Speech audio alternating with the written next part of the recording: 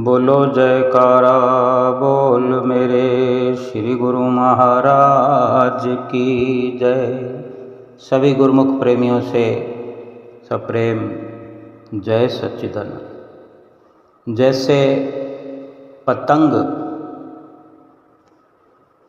आकाश में उड़ने वाली पतंग उड़ते हुए थोड़ी सी देर में ही किसी पेड़ में उलझ जाए, किसी बिल्डिंग में कहीं भी अटक जाए, उलझ जाए, या पेड़ की शाखाओं में उलझ जाए, तो अभी तो शुरुआत ही हुई थी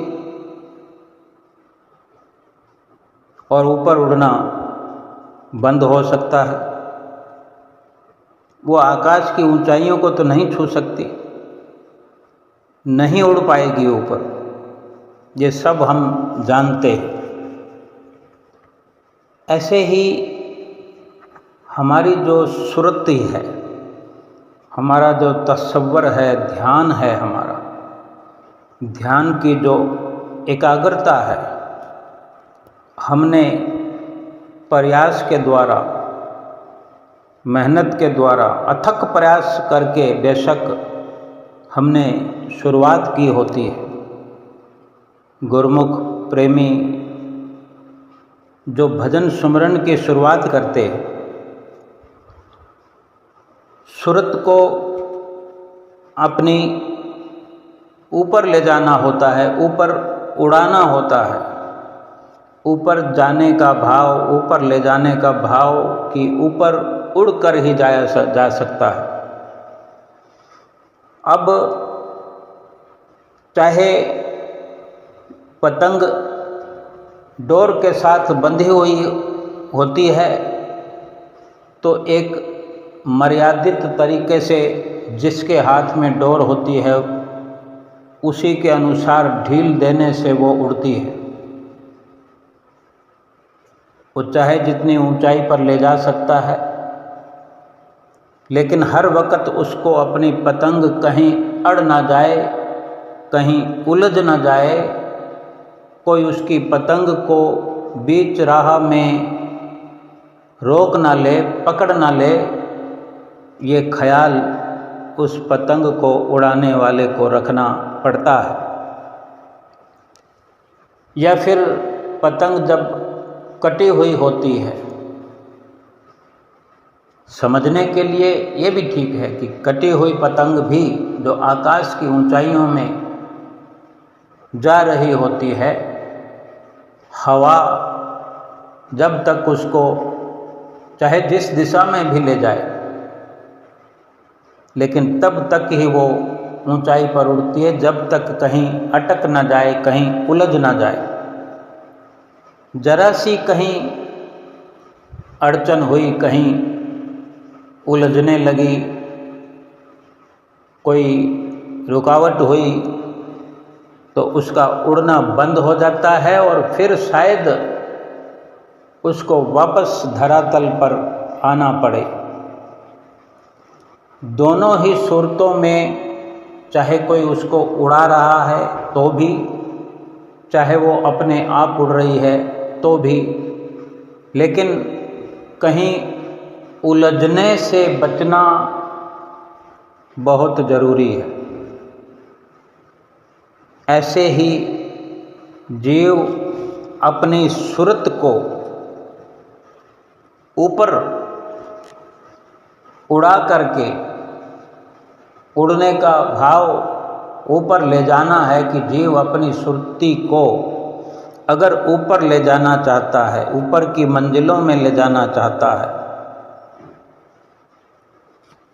तो ये ख्याल तो हर वक्त रखना पड़ता है कि अगर सुरत संसार की किसी वस्तु में अटक गई, उलझ गई, अब ये सुरत कोई पेड़ में अटकने वाली तो नहीं है, लेकिन भाव समझने का है कि पेड़ में भी अगर कहीं अटक जाए, यानी सुरत का अटकना है कि अपने ही भीतर जो कामनाएं लगी रहती है, संसार की कामनाओं में जो ये जीव, इसका मन जो है उलझा रहता है, जीव को उलझाता रहता है, चाहे खाने पीने के सामान हो, पहनने के कपड़े हों, रहने का मकान बंगला और सफ़र करने वाले जो साधन हैं, कार है, गाड़ी है। आजकल तो एक से बढ़कर ऐसे मोबाइल फ़ोन आने लगे हैं, लाखों के बल्कि करोड़ों के। और इतना ही नहीं कि किसी एक साजो सामान में, किसी एक वस्तु में या किसी रिश्ते में, किसी चेहरे में सुरती अटके, बल्कि कई कई वस्तुओं में एक साथ सुरती उलझ जाती है, अटक जाती है। और ये जीव शुरुआत करता है मात्र सुमरन की शुरुआत। सुमरन का मतलब ही यही है कि अपनी सुरती को उसकी मंजिल पर ठहराते हुए, अपनी मंजिल पर उसको रोकते हुए, फिर अपनी मंजिल से, अपने ठिकाने से और ऊपर ले जाने का भरसक प्रयास करना। और जब सुरती कोई पतंग नहीं है और सुरती कहीं किसी सामान में अटक जाए, वो सामान के साथ अटकी हुई दिखाई भी नहीं देगी। ये अटकना और उलझना है विचारों का, सोच का, कामनाओं का, तमन्नाओं का कि मुझे ये मिल जाता तो ठीक था, मुझे ये चाहिए था, ये मुझे कैसे मिलेगा, ये मुझे क्यों नहीं मिला। जैसे आज अमूमन अक्सर बड़ी परेशानियां हर घर में, हर इंसान के साथ लगी हुई है। चाहे बच्चों की शादी करने का विषय हो, बच्चों को पढ़ाने का विषय हो, सास और बहू का विषय हो, पुत्र पिता का विषय हो, भाई भाई का विषय हो, जमीन जायदाद का विषय हो, आर्थिक व्यवस्था का विषय हो। इस प्रकार की अनेकों बातें हो सकती है। तो किसी भी प्रकार से हमारी सुरती उनमें उलझी रहती है, यानी वो उधेड़ गुण हमारे चित्त में लगी रहती है। हमारी सुरत उनके साथ मिल करके, उन्हीं में रची बची हुई, उन्हीं का चिंतन हर वक्त होता रहता है। सुरती को हम ऊपर चढ़ाएं तो कैसे? सुरती तो हमारी बंधी हुई है, उनमें उलझ गई है। जब तक ये उलझन सुलझेगी नहीं, इस उलझन से सुरती आज़ाद नहीं होगी। एक प्रकार से सुरती को जकड़ लिया है, या सुरत स्वयं ही उसमें जकड़ी गई है। लेकिन दोनों ही सूरतों में एक ही बात सामने निकल कर आती है कि सुरती ऊपर जाने से रुक गई है, रुक जाती है। और ये रुकावट कभी भी आ सकती है। ऊपर चढ़ी चढ़ाई सुरती भी नीचे आ सकती है, क्योंकि जब तक मंजिल पर न पहुँचे तब तक ये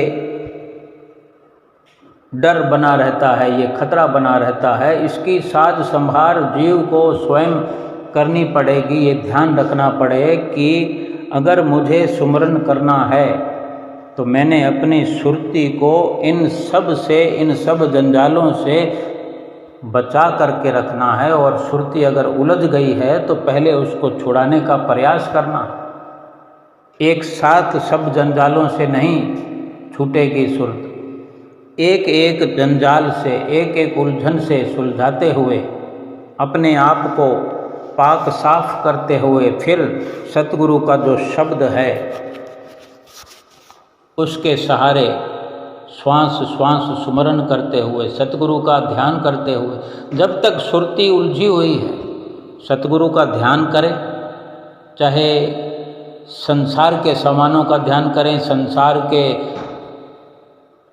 जो रिश्ते नाते हैं, संसार की अनेक अनेक शक्लें हैं, उनका ध्यान करें। ध्यान तो एक ही किया जाएगा।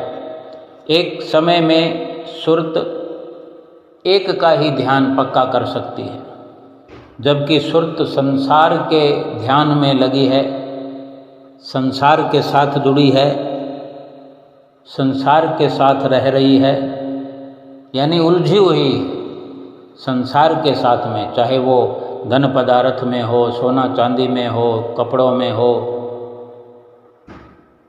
खाने पीने में हो, बंगला गाड़ी में हो।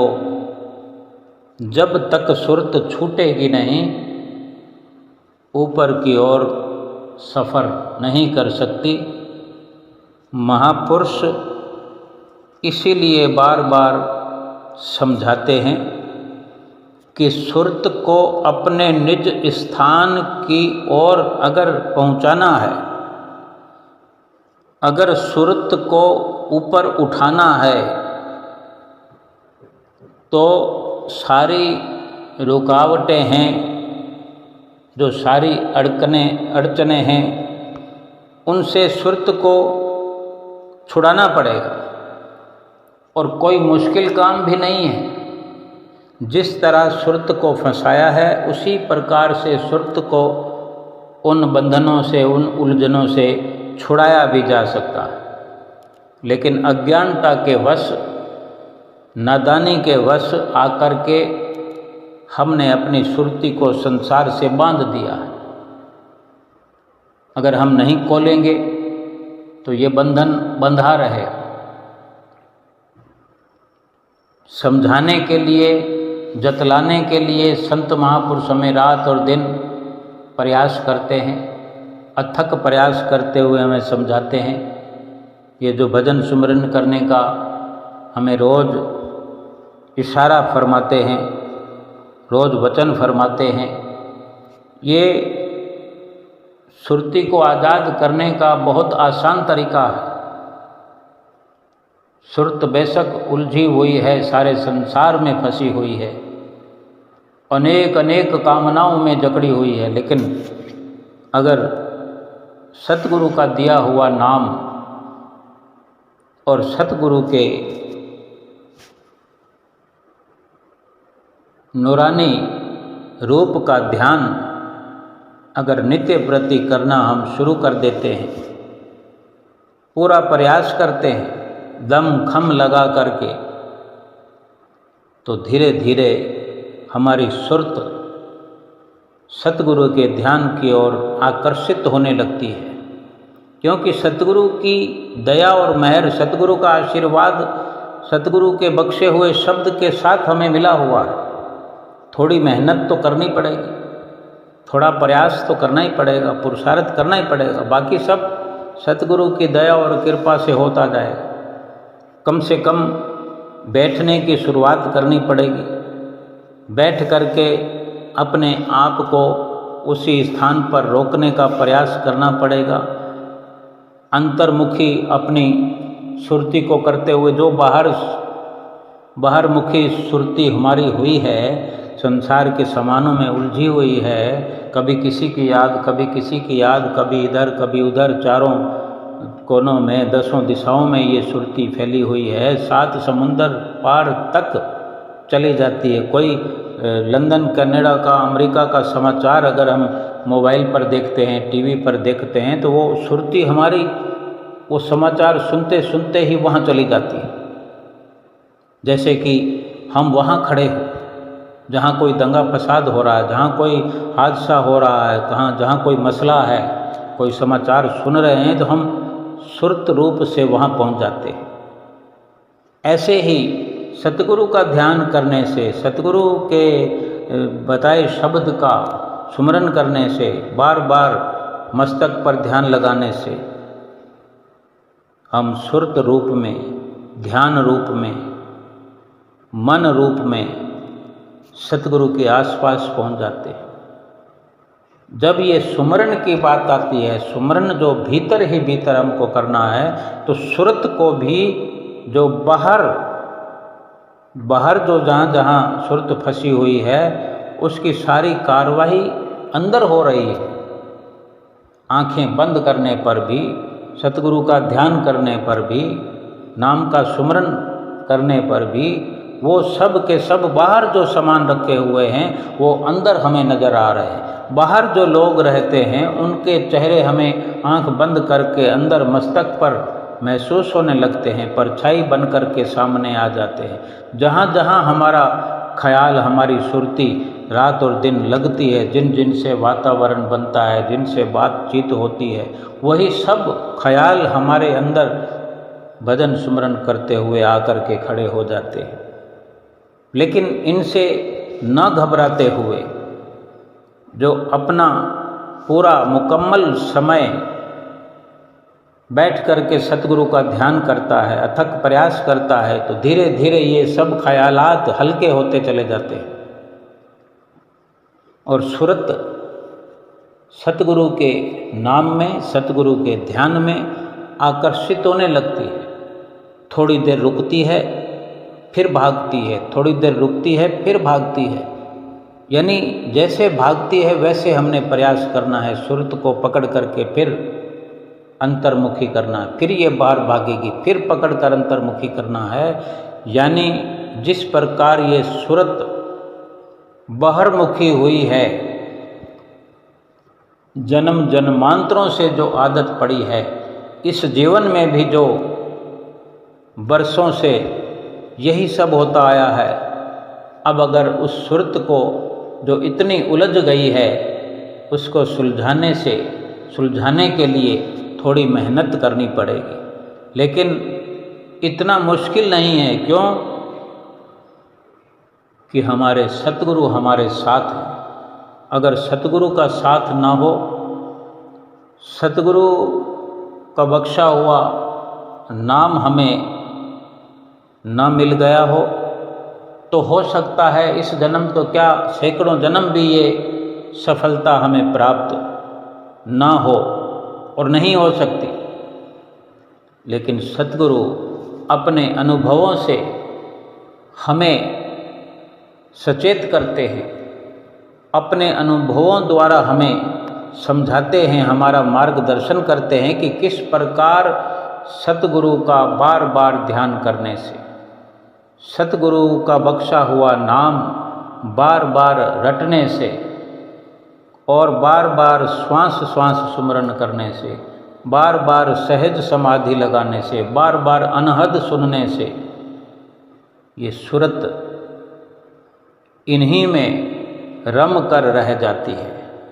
फिर कोई उलझन नहीं, कोई परेशानी नहीं, कोई मुश्किल नहीं, सारे झंझट खत्म होने लगते हैं धीरे धीरे और सतगुरु का ध्यान मस्तक पर जमने लगता है।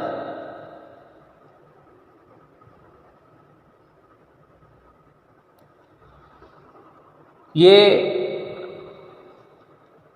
आरती पूजा में, गुरु महिमा में और अनेक प्रकार के सत्संगों में हम अनुभव कर सकते हैं। कहीं से भी कोई लाइन निकाल करके हम पढ़ करके उसके अर्थ को समझने का प्रयास करें।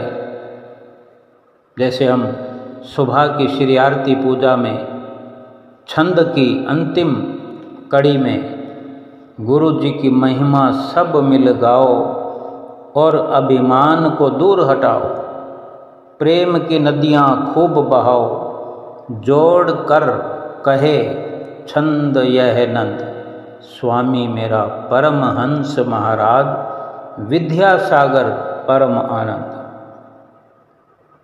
हमारे स्वामी परमहंस जी महाराज विद्या के सागर हैं,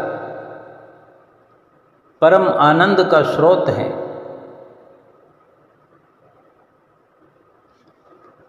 यानी सतगुरु की महिमा को गायन करते रहने से, और अभिमान को दूर हटाने का प्रयास करने से, सतगुरु के शब्द से प्रेम करें, सतगुरु से प्रेम करें, सतगुरु के सुंदर नूरानी रूप से प्रेम करें। हजारों हजारों जगह जो सुरत हमारी अटकी हुई है, अगर एक सतगुरु के रूप पर आकर के अटक जाए तो हजारों से पीछा छूटा। फिर केवल सतगुरु से प्रेम होने लगेगा, सतगुरु से ही हर वक्त सुरती दो चार होती रहेगी। कभी हम आरती पूजा का ख्याल करेंगे, कभी गुरु महिमा का ख्याल करेंगे, कभी हम कोई आनंद संदेश पुस्तक पढ़ते हैं, कभी अमर ज्योति दर्शन ग्रंथ पढ़ते हैं।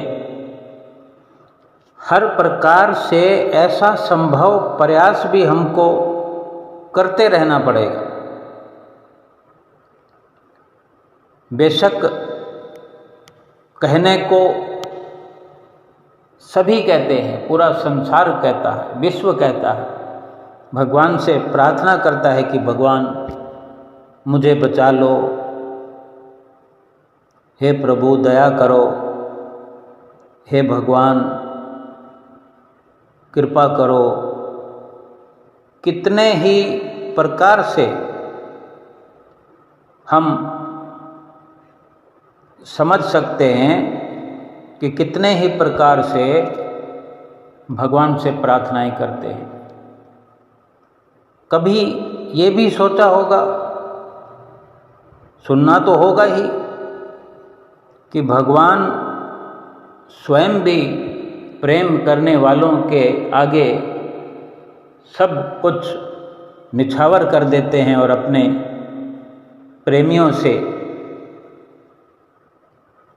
जैसे वो चाहें करने के लिए उन्हें छूट देते हैं। जो कहें उनके प्रेमी उनकी सुनते हैं, मुस्कुराते हैं, खुश होते हैं, क्योंकि उसके दिल के भाव है। जब कोई भगवान का प्रेमी, भगवान का प्यारा, भगवान से बेइंतहा प्यार करता हो, जिसने अपनी सुरत को हजारों हजारों जगह से हटा लिया हो, हजारों हजारों उलझनों से सुलझा करके सतगुरु से नेह लगा लिया हो, भगवान से प्रेम कर लिया। और इसके लिए कोई लंबा चौड़ा समय लगेगा ये जरूर नहीं है, तुरंत का तुरंत, जैसे कहते हैं ना, चट मंगनी पट ब्याह। जैसे ब्याह शादी की बात होती है तो कोई रिश्ता देखने जाते हैं, फिर कई दिन लगाते हैं, फिर सोचेंगे, जवाब देंगे, फिर कहीं जाके कोई रोका होता है, सगाई होती है, फिर उसको कितना समय लगता है, शादी का दिन आता है, कितने आडंबर करते हैं। और कहीं कहीं हम देखते हैं कि क्या लड़की देखने गए थे, शादी करके घर लेके आए, चट मंगनी पट ब्याह। ये प्रभु का प्रेम भी ऐसा ही है, चट मंगनी पट ब्याह। इसमें कोई सालों लग जाएं ये जरूरी नहीं है। अभी का अभी अपने मन का, दिल का शीशा साफ करो और दिल के शीशे में अपने प्रभु का, अपने सतगुरु का दीदार करो। रामायण का हमने अनेक बार श्रवण किया है, रामायण को, रामायण के अध्यायों को पढ़ा है, सुना है कि ये उस समय की बात है जब केवट भगवान के चरण धो रहा है।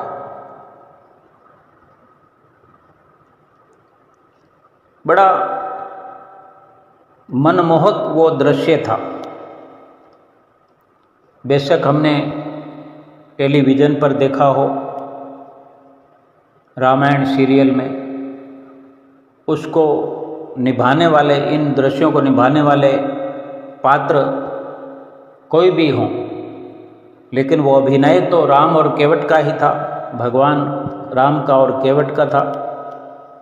किस प्रकार वो दृश्य देख करके आंखों में आंसू आ जाते हैं। थोड़ी देर के लिए मन कितना साफ सुथरा हो जाता है। क्या हम ऐसे दृश्यों को देखकर या सुनकर या पढ़कर या याद कर कर अपने दिल को जो साफ करें तो उसको कायम नहीं रख सकते कि ये दिल साफ का साफ पड़ा रहे, फिर उसको वापस मेला ना होने दें? ये तो हम पर निर्भर करता है कि अगर हमने कोई उलझन सुलझा ली है तो क्या फिर उसमें उलझना जरूरी है? उस उलझन को फिर सुलझे रहने दें। लेकिन क्या है कि ये भक्ति परमार्थ का जो हम रास्ता अपनाते हैं, क्यों हमारी सुरती उलझी रहती है, बार बार जतन करने पर भी नहीं सुलझ पाती, हमारी सूरत भजन सुमरन करते हुए ऊपर की ओर नहीं चढ़ पाती? कि हम उसको सुलझाने का प्रयास तो करते हैं, सुलझा लेते हैं, लेकिन थोड़ी देर के लिए। जब कोई सत्संग हो रहा है, सत्संग सुनते हैं, कोई कथा सुनते हैं, किसी का वृत्तांत, किसी की कोई लीला सुनते हैं, आंखों में आंसू आ जाते हैं। लेकिन वो क्षण जो आंखों में आंसू दिला दे, भगवान से सच्चा प्रेम करा दे, फिर उन्हीं जो शब्द हमने सुने, जो विचार हमारे हुए, जो हमारा कंठ गदगद हुआ, जो दिल हमारा साफ हुआ, उसी प्रकार से हम अपना जीवन क्यों नहीं बना लेते? जो उलझन हमारी उस वक़्त सुलझ गई, किसी को भगवान का संवाद सुनते हुए, कोई अध्याय सुनते हुए, कोई दृष्टांत सुनते हुए यूं ही आंसू नहीं आते। जिसके दिल में दया होती है, जिसके दिल में गहराई होती है प्रभु के प्यार की, उसी को आंसू आते हैं। लेकिन वो दबे पड़े हुए संस्कार होते हैं, जो कभी कभार ऐसा सत्संग सुनकर, ऐसा प्रसंग सुनकर के वो संस्कार ऊपर हो आते हैं, ऊपर निकल आते हैं,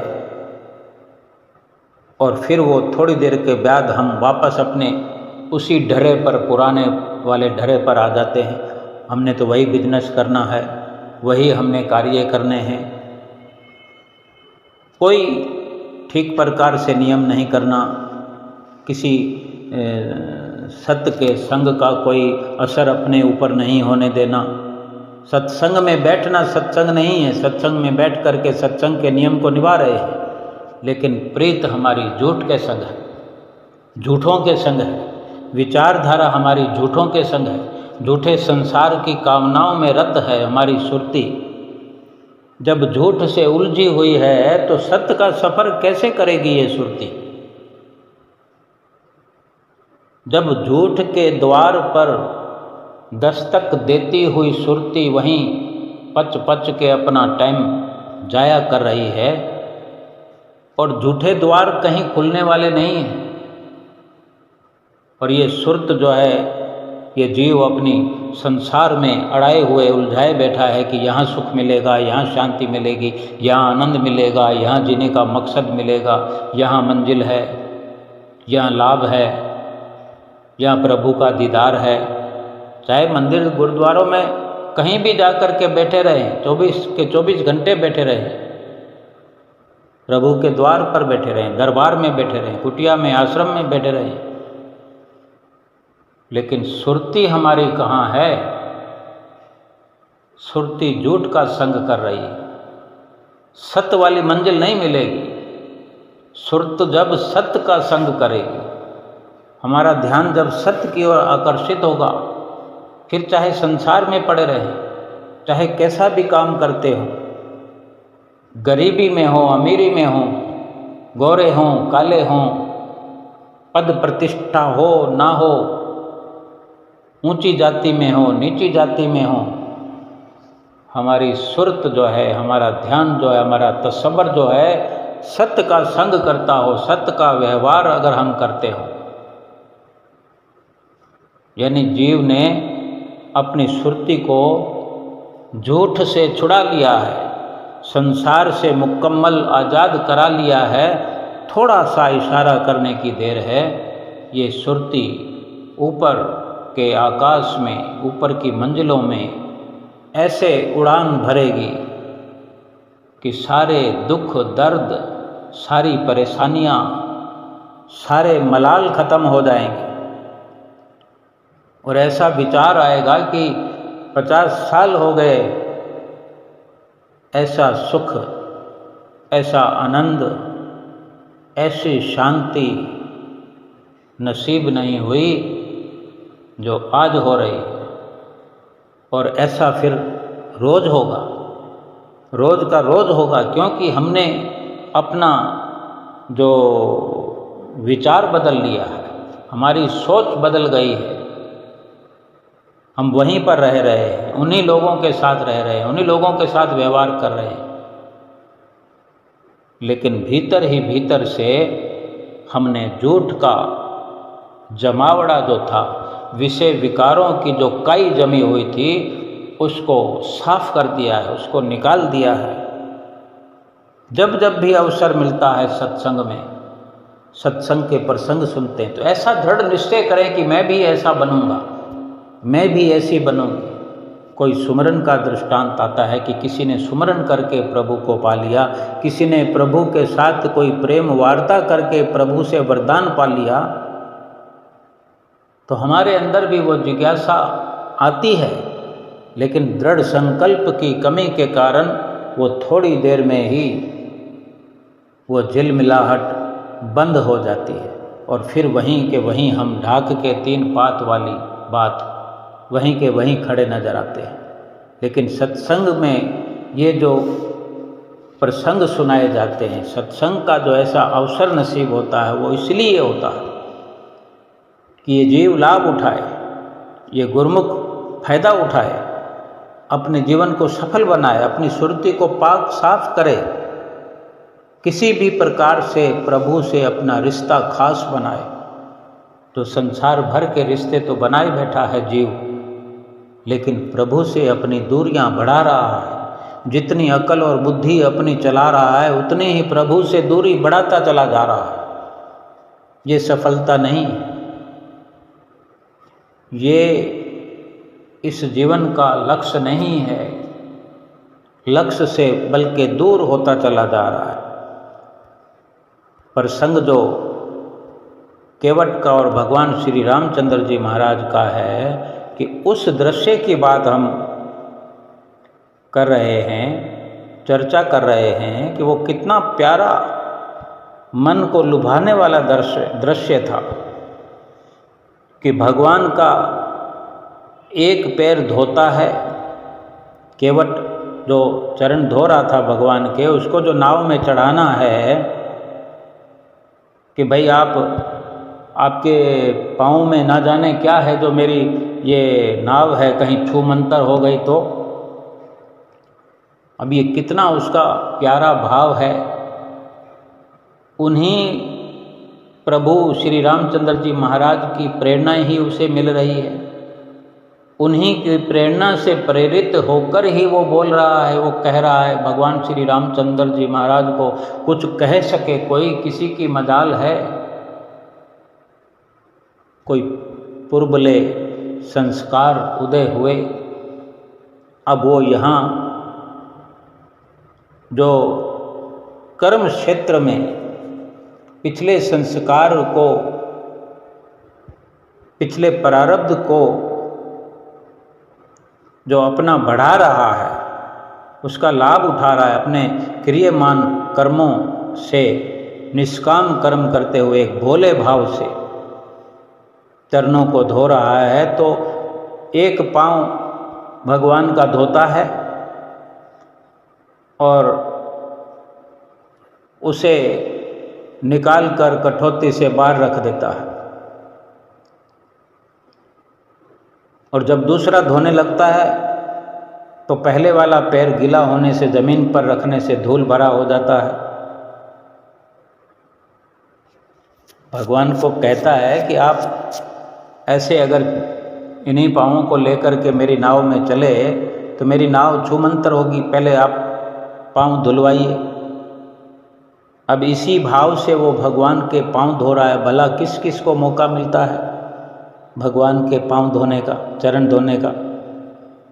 वो जैसे अपनी मनमानी कर रहा है भोले भाव से, भगवान भी आनंद महसूस कर रहे हैं।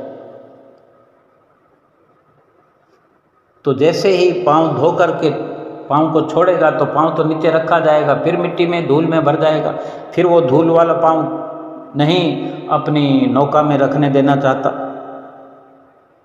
वो पाँव को धो करके अगर पाँव धुले हुए हैं तो अब पाँव में जादू खत्म हो गया। केवट दूसरा पैर बाहर रखता है, फिर पहले वाले को धोता है, एक एक पैर को 7-7 बार धोता है। कहता है प्रभु एक पैर कठौती में रखिए और दूसरा मेरे हाथ पर रखिए ताकि मेला होवे ही ना। और जब भगवान ऐसा करते हैं तो जरा सोचिए क्या स्थिति होगी कि भगवान केवट की ऐसी बातें सुन रहे हैं और भगवान उस वक़्त कहते हैं यदि एक पैर कठौती में है दूसरा केवट के हाथों में है तो हम समझ सकते हैं भगवान जब दोनों पैरों से खड़े नहीं होंगे तो कैसे अडिग रह सकते हैं। केवट के हाथ में पैर हो, हाथों में हो, ठीक से कैसे खड़े होंगे। भगवान जब दोनों पैरों से खड़े नहीं हो पाते तो केवट से कहते हैं केवट मैं ऐसे करने से क्या मैं गिर नहीं जाऊंगा। तो केवट बोला चिंता क्यों करते हो भगवान, दोनों हाथों को मेरे सिर पर रख कर खड़े हो जाइए। यानी एक पाँव कठौती में है, एक पाँव हाथों में है, तो प्रभु आप अपने दोनों हाथ मेरे सिर पर रख दो और फिर खड़े हो जाओ, फिर नहीं गिरोगे। अब भगवान कोई छोटा बच्चा है, लेकिन केवट की प्रेम से सनी हुई वाणी है ये। कोई छोटे बच्चे को जैसे माँ स्नान कराती है तो बच्चा माँ के सिर पर हाथ रखकर खड़ा हो जाता है, सबने देखा है हमने। और ऐसा ही भगवान को केवट ने खड़ा कर दिया। भगवान श्री रामचंद्र जी महाराज दोनों हाथों को केवट के सिर पर रख कर और एक पाँव हाथों में और एक कटौती में, और क्या वचन सुंदर भगवान बोलते हैं, हम समझने का प्रयास करें अगर समझ पाए। भगवान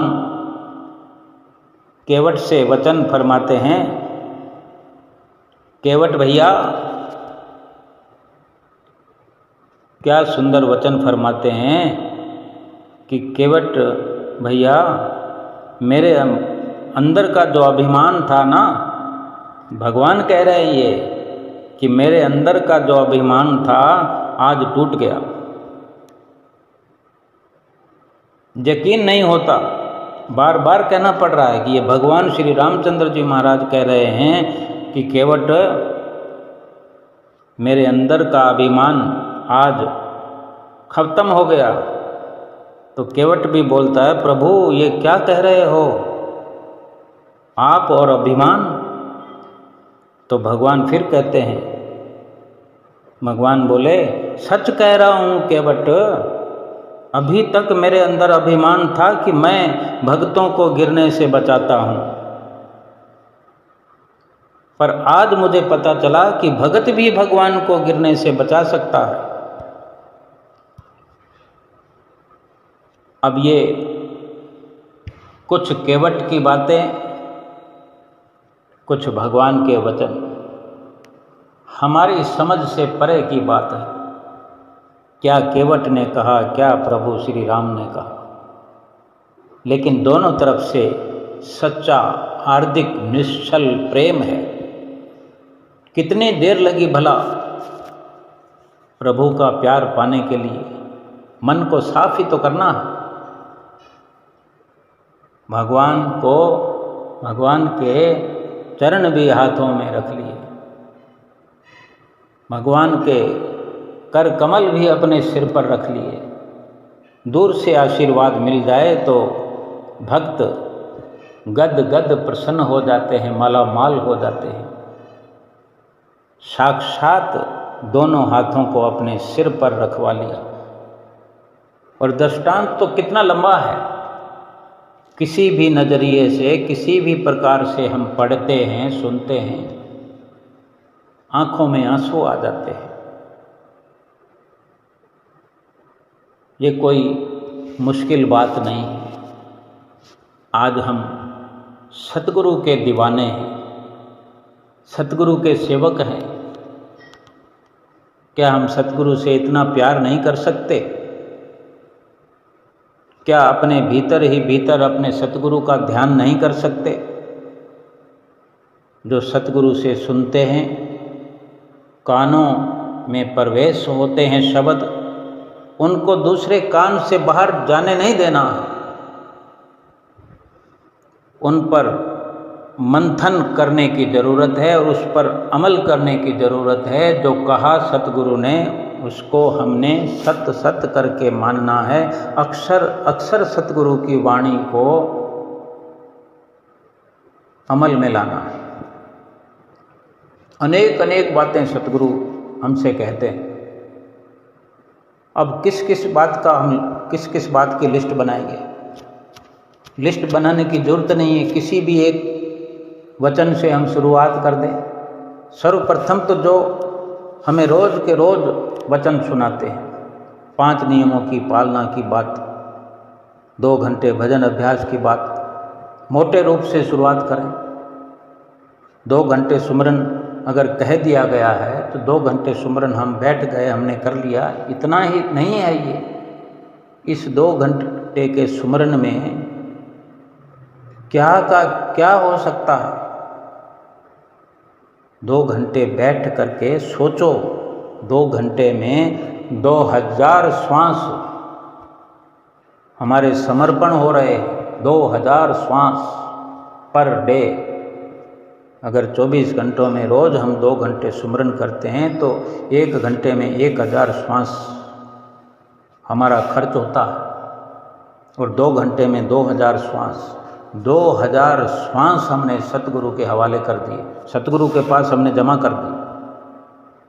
वो श्वास हमारे ही रहेंगे। वो श्वास लेखे में हो गए, 2000 श्वास रोज के। ये कोई मामूली बात नहीं है। ये इतनी वजनदार सतगुरु की जो हमें रहमत मिल जाए 2000 श्वासों की, तो हम हजम ना कर पाए। जैसे किसी भिखारी को कोई 1 अरब रुपया मिल जाए, कुछ भी हो सकता है, उसको हार्ट अटैक आ सकता है, उसकी जीवन लीला समाप्त, खुशी के मारे पागल हो जाए, उछलता फिरे, नाचता फिरे।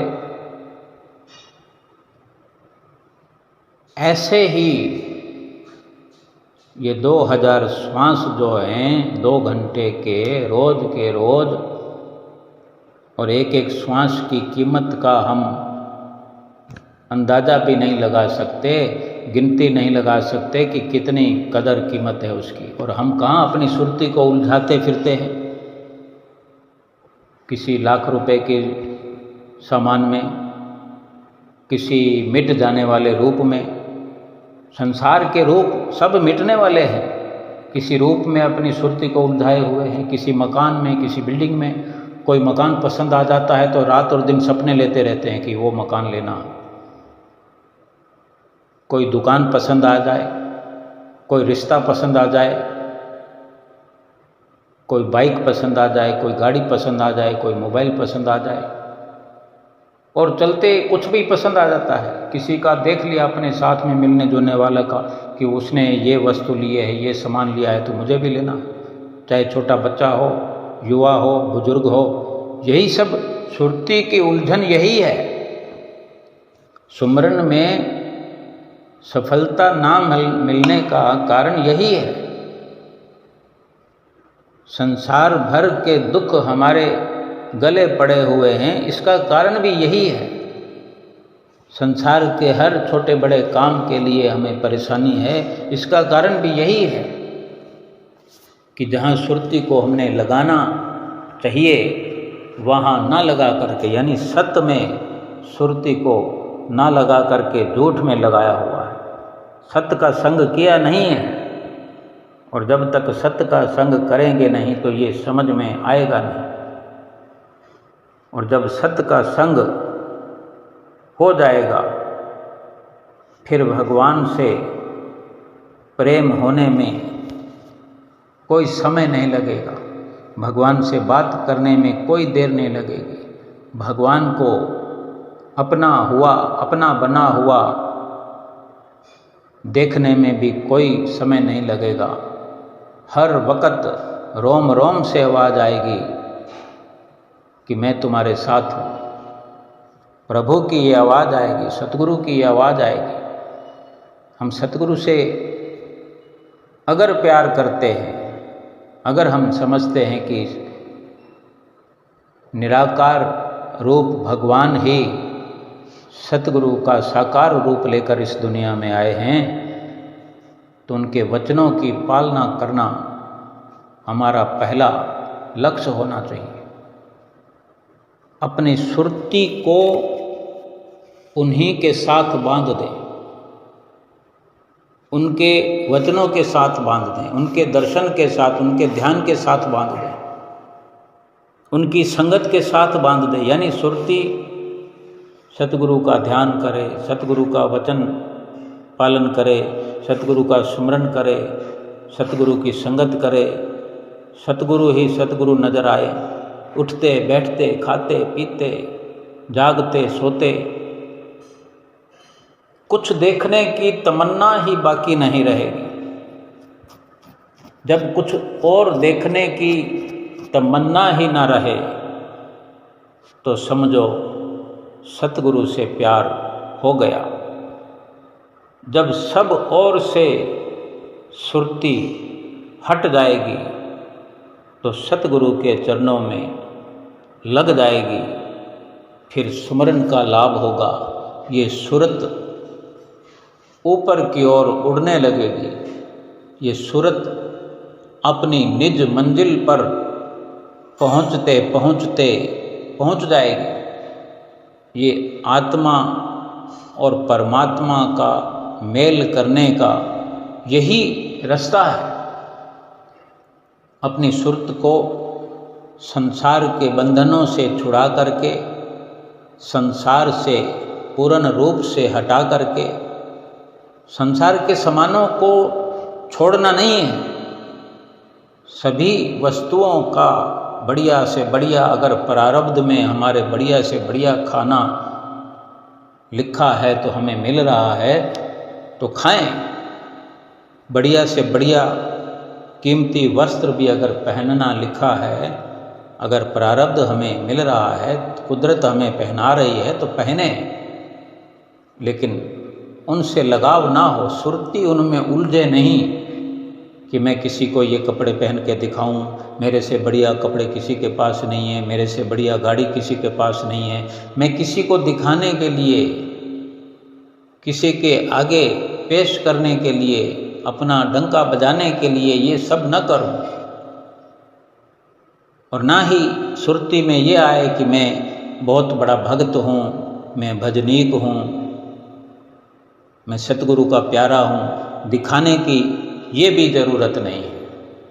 बस केवल अपने सतगुरु के वचनों का पालन करना है, दुनिया में रहना है, व्यवहार करना है, सब कुछ करते हुए केवल और केवल अपने सतगुरु से प्यार करना है और आत्मा का परमात्मा से मिलन करना है। बोलो जयकारा बोल मेरे श्री गुरु महाराज की जय।